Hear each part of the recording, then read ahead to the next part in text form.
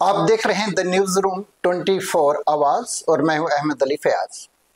हम social media की दौर में रहते हैं और इसमें बहुत कंपटीशन है जो रेगुलर मीडिया के दौर में जनरली नहीं हुआ करता था।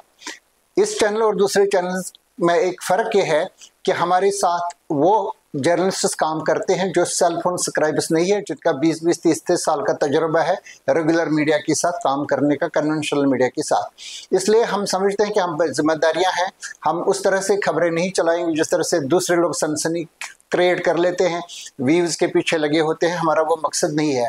हमारा मकसद ये है कि दर्शकों तक सही बात पहुंचे और सही पर्सपेक्टिव आ जाए और हम कोई पक्ष न ले किसी भी पार्टी का, किसी भी इंडिविजुअल्स का। ना हम किसी को बेरेट करने की कोशिश करेंगे, ना हम किसी को प्रमोट करने की कोशिश करेंगे।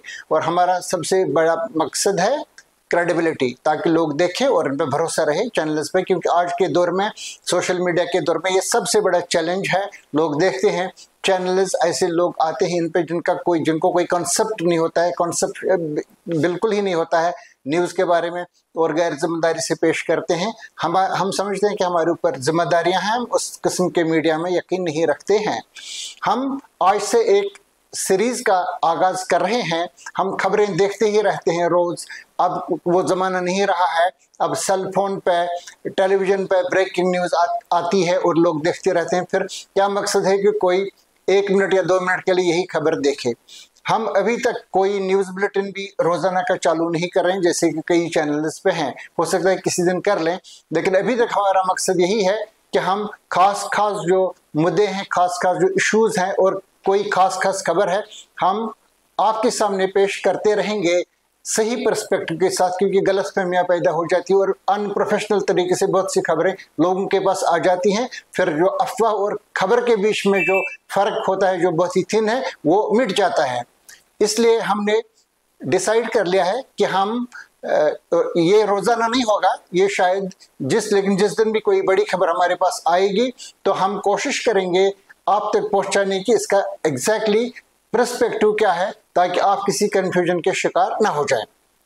आज की तारीख में, आज की डेट में हमारे पास जो खबर ये है, सबसे बड़ी खबर वो ये है कि रियासत के ACB जो एंटी करप्शन ब्यूरो है, जो पहले स्टेट विजिलेंस ऑर्गेनाइजेशन हुआ करता था, इन्होंने एक चालान पेश कर दिया है एक मेंबर ऑफ पार्लियामेंट के खिलाफ, जो बहुत ही हाई प्रोफाइल पॉलिटिशियन हैं और जो उनकी दूसरी फैमिली के लोग हैं उनके खिलाफ। और उनमें एक सीनियर सेपरेटिस्ट लीडर भी शामिल हैं जो हुर्रियत कॉन्फ्रेंस से वाबस्ता रहे हैं कम से कम 20-25 साल से। अब ये एक खबर बन जाती है जब एक ऐसे शख्स के खिलाफ जो सरकार का भी हिस्सा है, उनके खिलाफ ACB एक चालान पेश कर लेता है किसी केस में, तो सारे लोग ये जानने की कोशिश करते हैं कि ये क्या माजरा है। हमारे पास जो इतलात हैं वो ये हैं कि साल 2006 में रियासती सरकार ने, उस वक्त जसूल गुलाम नबी आज़ाद साहब चीफ मिनिस्टर थे, तो उन्होंने डिसाइड कर लिया था कि जो डल डेवलपमेंट प्रोजेक्ट से मुतासिर होते हैं लोग, मुतासरीन, उनकी रिहेबिलिटेशन के लिए तकरीबन 6-7 हज़ार कनाल की ज़मीन, जो सरकार की अपनी ज़मीन है, रक्स एंड फार्म्स डिपार्टमेंट की, शरीफाबाद के आसपास श्रीनगर के नवाह में, जो बडगाम डिस्ट्रिक्ट में पड़ता है, तो वहाँ पे इन्होंने डिसाइड कर लिया कि रखी आरत के मकाम पे इनकी प्लाट बंदी करेंगे, उनको दे देंगे ताकि ये लोग डल में जो इनकी जगह है वो खाली करेंगे। तो उसके बाद सरकार ने ये फैसला कर लिया कि चूंकि वहाँ पे लोग काम करते हैं, वो घास उगाते हैं या कुछ फसल भी, हालांकि एक मार्शी लैंड है, इसमें घास के अलावा कोई चीज़ उग भी नहीं सकती है, तो उन्होंने डिसाइड कर लिया कि जिन लोगों के कब्जे में ये ज़मीन है उनको कुछ मुआवजा दे देंगे, कुछ सपोर्ट करेंगे, ताकि वो कोई लॉ एंड ऑर्डर की सिचुएशन क्रिएट नहीं करेंगे और इनमें कोई बेचैनी ना फैले। तो सरकार ने फैसला कर लिया कि हर एक कनाल के लिए 40,000 रुपये अदा करेंगे। इसी दौरान मुख्तलिफ लोगों ने इनसे पैसा वसूल कर लिया। लाड़ा से जो lakes and water development authority थी उस वक्त, जिनके जिम्मे एक काम था कि डल के महाजर वहाँ मुंतकिल होने वालों को वहाँ पर रिहेबिलिटेट करना रखवारत में, तो इसके बाद कुछ कंप्लेंट्स मौसूल हुई हैं जो हमें बताया गया, जो उस वक्त स्टेट विजिलेंस ऑर्गेनाइजेशन था। इसमें ये बताया गया था कुछ लोगों के बारे में कि इन्होंने तहरीफ की है, इन्होंने कलमजनी की है रिकॉर्ड्स में, रेवेन्यू के रिकॉर्ड में, तो इन्होंने ज़्यादा ज़मीन दिखाई है अपने कब्जे में। तो इसी तहकीकात को जब आगे बढ़ाया गया तो इसमें तहकीकाती एजेंसी जो उस वक्त स्टेट विजिलेंस ऑर्गेनाइजेशन थी और बाद में जो वो ACB एंटी करप्शन ब्यूरो बना, इनको ये पता चला कि इसमें नेशनल कॉन्फ्रेंस से वाबस्ता एक लीडर जो उस वक्त भी मेंबर ऑफ लेजिस्लेटिव असेंबली थे बडगाम से, आगा सईद रूहुल्लाह, जो 2002 में बने थे बडगाम से MLA और फिर 2008 में दोबारा बने थे, और जिन दिनों ये कार्रवाई चल रही थी उन्हीं दिनों उनको इंडक्ट किया गया था उमर अब्दुल्ला साहब की सरकार में, जो उनकी कांग्रेस और नेशनल कॉन्फ्रेंस की सरकार थी, उसमें इनको काबीना दर्जे का वजीर मुकर्रर किया गया था। उसके बाद किसी को पता नहीं चला कि इस केस का क्या हुआ। अब ये लोग भूल चुके थे इस बारे में, सारा किसी को अभी याद नहीं था। अचानक कल ये खबर आई कि ACB ने एक चालान पेश कर लिया है जो आगा रूहुल्लाह के खिलाफ भी है। जैसे कि मैंने बता दिया, आगा सईद रूहुल्लाह जो है ये एक हाई प्रोफाइल पॉलिटिशियन है नेशनल कॉन्फ्रेंस के। 2002, 2008 और 2014 का असेंबली इलेक्शन लगातार उन्होंने बडगाम से जीता है, और उसके बाद अभी उन्होंने 2024 का जो पार्लियामेंट का इलेक्शन है यह भी उन्होंने, जो श्रीनगर, पुलवामा और शुपियान पर मुश्तमिल एक नया इंतखाबी हलका है, वहां से उन्होंने जीता है, अच्छा खासा वोट उन्होंने हासिल कर लिया है। तो अब ये इसकी नुमाइंदगी कर रहे हैं पार्लियामेंट में। तो ये पहली बार है कि जम्मू कश्मीर में एक सिटिंग मेंबर ऑफ पार्लियामेंट के खिलाफ ACB ने चार्जशीट ये दायर कर लिया है अपने कोर्ट में, स्पेशल कोर्ट में श्रीनगर में, और ये सरकार से वाबस्ते हैं, सीनियर हैं, MLA भी रहे, मिनिस्टर भी रह चुके हैं, और इससे पहले भी इल्जामात लगे हैं। जैसे कि एक ज़माने में गुलाम हसन मीर हुआ करते थे लॉ मिनिस्टर 1984 में, बाद में उनके खिलाफ इल्जामात लगाए गए जो विजिलेंस ऑर्गेनाइजेशन ने अपने तौर पे साबित भी कर लिए। फिर जब उनको प्रोसिक्यूशन का सैंक्शन देना था उस वक्त फिर उमर अब्दुल्ला चीफ मिनिस्टर थे 2013 के आसपास, तो उन्होंने वो मुस्तरद कर लिया इस बुनियाद पर कि इससे वाबस्ते जो बाकी लोग थे और जो डायरेक्टर्स भी थे इसके, उस विजिलेंस ऑर्गेनाइजेशन के तहकीकात करने वाले और मुलज़िमीन भी कुछ, उनको या तो छोड़ दिया गया या उनका इंतकाल भी हो चुका है। इस बुनियाद पे इसकी जो प्रोसिक्यूशन की सैंक्शन मांगी गई थी वो नहीं दी गई। इसके बाद बड़ा चर्चा रहा जब उमर अब्दुल्ला ही चीफ मिनिस्टर थे, तो उस वक्त ये बताया गया कि अब्दुर्रहीम राथोर जो उनके सीनियर कैबिनेट मिनिस्टर हैं, उन्होंने दुबई में कहीं पे एक मतलब कोई बड़ी इमारत वहाँ पे खरीद ली है। उमर अब्दुल्ला साहब ने इसकी तहकीकात करा ली, वहाँ टीम भी भेजी, और जब टीम वापस आई तो उन्होंने बताया ऐसा कुछ वहाँ पे नहीं मिला है।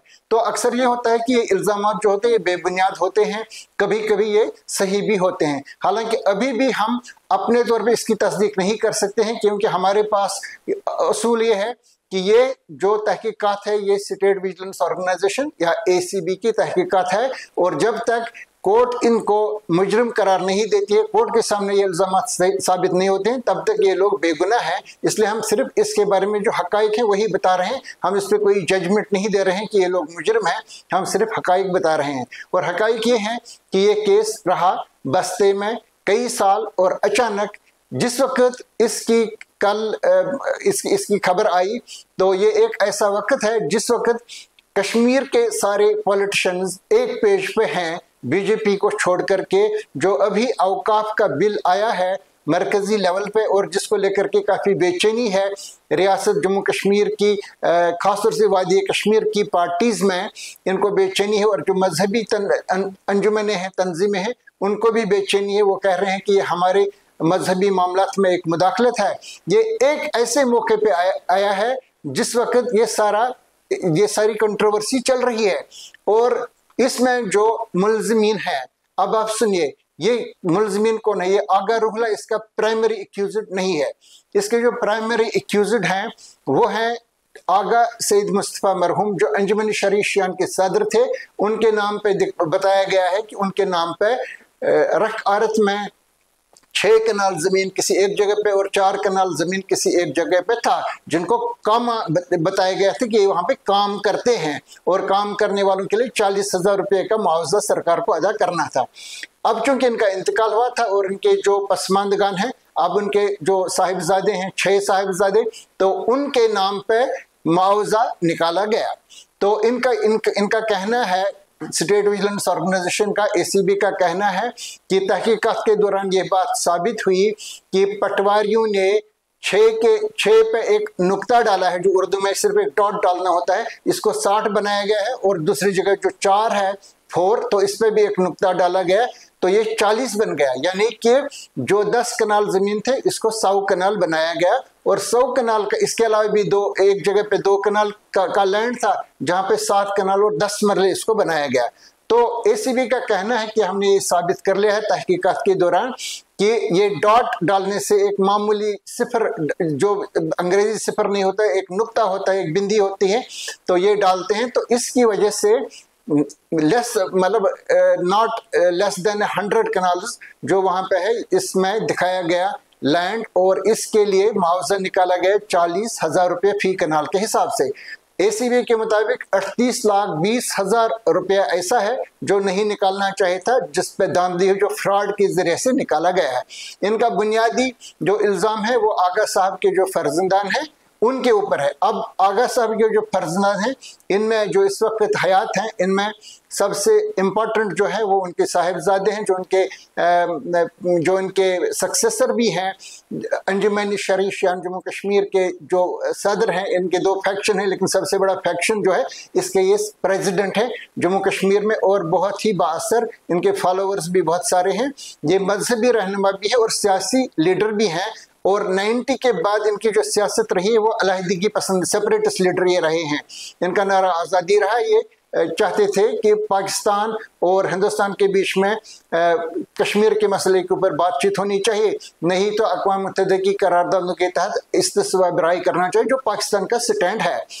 लेकिन इससे पहले जो आगा सईद हसन हैं, इन्होंने ये मेन स्ट्रीम पार्टी के साथ वाबस्ता रहे हैं। 1977 में इन्होंने बडगाम हल्के इंतखाब से जनता पार्टी के टिकट पे इलेक्शन लड़ा है, जो बाद में आहिस्ता आहिस्ता आज की भारतीय जनता पार्टी बन गई। और वो अकेले नहीं थे, इनके साथ बहुत सारे लोग दूसरे थे जो अब बाद में सेपरेटिस्ट लीडर्स वगैरह बन गए, अब मेन स्ट्रीम पॉलिटिक्स में हैं। तो इन्होंने 1977 का इलेक्शन लड़ा और हारा। इसके अलावा इनके जो दूसरे भाई थे आगा सईद मेहदी, जो आगा रूहुल्लाह मेहदी के वालिद थे, तो इन्होंने भी कई इलेक्शन लड़े। उन्होंने 1987 का इलेक्शन भी लड़ा एज इंडिपेंडेंट कैंडिडेट बडगाम से, जो उस वक्त नेशनल कॉन्फ्रेंस के सईद गुलाम हसन गिलानी थे, जिनका भी हाल ही में इंतकाल हुआ, उनसे वो हारे थे। और इसके अलावा तीसरे जो इम्पोर्टेंट कैंडिडेट थे वो डॉक्टर मोहम्मद सुल्तान थे, जमात इस्लामी के जो मुस्लिम यूनाइटेड फ्रंट के वहां से लीडर थे। इसके बाद आगा सईद मेहदी ने 1998 का लोकसभा का इलेक्शन लड़ा कांग्रेस के टिकट पे उमर अब्दुल्ला के खिलाफ, और उमर अब्दुल्ला ने वो इलेक्शन जीता। 98 का जो उनका पहला इलेक्शन था लोकसभा का। तो ये मैं इनका बैकग्राउंड थोड़ा बताना चाहता था। ये एक आम कोई मामूली फैमिली नहीं है, ये एक मजहबी और सियासी फैमिली है जिनका असर रसूख है। और इस मौके पर जिन दिनों ये वाक़या चल रहा था, और उसके बाद 2009 में जिस वक्त आगा सईद रूहुल्लाह कैबिनेट मिनिस्टर भी बन गए और इसकी तहकीकात का बाद में पता नहीं चला, उन दिनों ये आगा सईद हसन के न सिर्फ भतीजे थे, यानी कि उनके भाई आगा सईद मेहदी के फर्जंद, बल्कि उनके दामाद भी बन गए, जिसका बाद में तलाक हो गया, लेकिन उस वक्त उनके ताल्लुक आपस में ठीक थे। तो आज की तारीख में उनके ताल्लुकात ठीक नहीं बताए जा रहे हैं। तो ये मैं बताने जा रहा हूं कि इसमें जो लोग हैं, इसमें 22 लोगों के खिलाफ पर्चा दायर किया गया है, जिसमें आगा साहब बडगाम की फैमिली से जो लोग हैं ताल्लुक, उनमें 6 खास तौर से हैं, जिनमें आगा सईद हसन जो हुर्रियत कॉन्फ्रेंस के इम्पोर्टेंट लीडर और अंजुमन शरीशियान के सदर और सियासी और मजहबी रहनुमा दोनों एतबार से बहुत ही इम्पोर्टेंट, जिनके कब्जे में बहुत सारी वक्फ की प्रॉपर्टीज़ हैं, इंक्लूडिंग जो इमाम बाराज हैं, हसनाबाद का इमाम बारा, बडगाम का इमाम बारा, ये इनके कब्जे में है। और अभी ये सारे लोग मुखालफत कर रहे हैं। हालांकि कई लोग इसको इस चीज़ के साथ भी जोड़ सकते हैं, लेकिन जब तक हमारे पास हकाइक नहीं है हम इस पर जजमेंट कोई नहीं करेंगे। कई लोग ये भी बता सकते हैं कि इस केस को 15 साल के बाद इसी मौके पे लाया गया जिस वक्त अवकाफ पे ये लोग तनकीद कर रहे थे मरकजी सरकार की। ये अलग अलग बहस है। मैंने बता दिया कि इसको इसके साथ जोड़ा जा सकता है, हम इसकी तस्दीक नहीं करेंगे कि यही एक वजह है जब तक हमारे पास ऐसे हकाइक नहीं होंगे। ये एक हैं। इसके अलावा जो इनके जो भाई थे, जो इनसे बड़े थे, आगा सईद हुसैन, जिनका इंतकाल हो चुका है, वो उनका नाम नहीं है, क्योंकि उनके जो 2 साहिबजादे हैं, आगा सईद अकील और आगा सईद मूसा, इनके नाम भी इसमें है। इसके अलावा जो इनका तीसरा भाई था जिसका मैंने जिक्र किया, आगा सईद मेहदी, चूंकि उनका भी इंतकाल हुआ है, तो इसके बाद इनका बेटा जो है आगा सईद रूहुल्लाह मेहदी, जो अब मेंबर पार्लियामेंट है, इसका भी इसमें नाम है। और इसके अलावा जो आगा सईद मोहसिन, इन्होंने भी कई इलेक्शन लड़े हैं यहाँ पे श्रीनगर से, डॉक्टर फारूक अब्दुल्ला के खिलाफ, हजरत बल वगैरह से, इन्होंने बडगाम से भी किया इलेक्शन, हर सारे इलेक्शन उन्हें हारे हैं, लेकिन यह भी सियासत से वाबस्ता रहे, कई पार्टीज के साथ वाबस्ता रहे, कई इलेक्शंस भी उन्होंने लड़े, तो उनका भी इसमें डायरेक्टली उनका अपना नाम है, उनके साहिबजादों वगैरह का नहीं है। तो इसके अलावा जो आगा सईद अहमद, जो इनके एक और भाई हैं, उसका नाम है। इसके अलावा आगा सईद अली, एक और भाई थे इनके जिनका भी इंतकाल हो चुका है, लेकिन इनका कोई फर्जंद नहीं है, तो इन सब लोगों के नाम इसमें है। इनके अलावा इनका एक और भाई है आगा सईद अब्दुल हुसैन, लेकिन ACB के जो जिन लोगों ने तहकीकात की उन्होंने बताया कि उन्होंने ये पैसा लेने से इनकार किया है और ये बाकी लोगों के अकाउंट्स में चला गया है। ये इसका हम पस मंजर बता रहे हैं, हो सकता है ये सही हो और हो सकता है ये गलत हो, ये देखना जज साहब का काम है, क्योंकि ये चलेगा अब केस। हम सिर्फ इसके हकाइक बता रहे हैं, हम सिर्फ ये बता रहे हैं कि इसके पॉलिटिकल कॉनोटेशंस भी हो सकते हैं, इसको जोड़ा जा सकता है पॉलिटिक्स के साथ। अब ये जो दो वहाँ पे इनके हिस्से हैं, एक आगा सईद रूहुल्लाह, ये नेशनल कॉन्फ्रेंस के साथ वाबस्ता है और इन्होंने भी एक बागी की हैसियत से ये उभरे हैं पिछले कुछ महीनों से, और उन्हें खुद अपनी तंजीम के खिलाफ भी एक स्टैंड ले लिया है रिजर्वेशंस के ऊपर, 370 के ऊपर, स्टेटहुड के ऊपर, और ये काफ़ी बहुत बड़ी क्रिटिक रहे हैं इन चीज़ों के, और इत्फाक भी नहीं करते हैं जो नेशनल कॉन्फ्रेंस की लीडरशिप के फैसले हैं। दूसरी साइड से जो आगा सईद हसन है, ये तब्दीली आ चुकी है हालात में कि इनके फर्जंद जो है आगा सईद मुंतजर मेहदी, वो भी अब मेन स्ट्रीम पॉलिटिक्स में आ चुके हैं और उन्होंने पहली बार इलेक्शन लड़ा है, हारा है उमर अब्दुल्ला के खिलाफ 18-19 हज़ार के वोट से, वो हारा है बडगाम से, लेकिन इलेक्शन उन्होंने लड़ा 2024 का। और अभी ये लग रहा है जो बडगाम से निशस्त खाली हो गई जिस पे इलेक्शन होगा अभी 1-2 या 3 महीने के अंदर अंदर, तो इस पे भी दोबारा भी ये लड़ सकते हैं। ये शायद अपोजिशन के कैंडिडेट वहाँ पे होंगे और इस बात के बहुत सारे इंडिकेशंस मिल रहे हैं कि एक मरतबा फिर वहाँ से किस्मत आजमाई करेंगे बडगाम से, क्योंकि नेशनल कॉन्फ्रेंस के पास अब कैंडिडेट क्या का भी वहाँ पे मसला है। अगर ये बाहर के कैंडिडेट को लाएंगे तो उनके खिलाफ भी एक वहाँ पे प्रोपेगेंडा चल सकता है कि बाहर के लोग उन्हें लाए हैं। अंदर के कैंडिडेट्स भी इनके पास अभी तक ऐसा कोई नहीं, जैसे कि आगा रूहुल्लाह थे और उनको वहाँ पे काफ़ी वोट मिलता था और लगातार वो जीतते थे, इनके सामने ये मसला है। तो अभी ये देखना है कि ये जो हुआ है इस वक्त क्या ये खुद ब खुद हुआ है या इसके पीछे कोई सियासी राज है, ये बताना ज़रूरी है। जो ACB है इस वक्त ये चीफ मिनिस्टर के ज़ेर कंट्रोल नहीं है, ये होम डिपार्टमेंट की तरह और क्राइम ब्रांच और दूसरे डिपार्टमेंट्स की तरह ये लेफ्टिनेंट गवर्नर के कंट्रोल में है। और किसी भी पार्लियामेंट मेंबर के खिलाफ, एक्स मिनिस्टर के खिलाफ तब तक केस दायर नहीं हो सकता है जब तक इसके लिए प्रोसिक्यूशन का सैंक्शन नहीं मिलेगा। ये भी मालूम करना बाकी है कि क्या प्रोसिक्यूशन का सैंक्शन मिला है या नहीं मिला है। हमारा अंदाजा है कि मिला होगा, क्योंकि तब तक ये दायर नहीं कर लेते ये वहाँ पे इनके खिलाफ ये जो चार्जशीट वगैरह। अब ये देखना बाकी है और ये एक इमर्जिंग स्टोरी है, हम इस पे बात करते रहेंगे, आपको बताते रहेंगे कि इसकी डेवलपमेंट्स क्या है। आज के लिए एक बहुत इंपॉर्टेंट खबर थी और हमने इसके बारे में बता दिया। अगली खबर के साथ फिर हाजिर होंगे जिस वक्त भी हमारे पास आएगी, तब तक के लिए इजाज़त।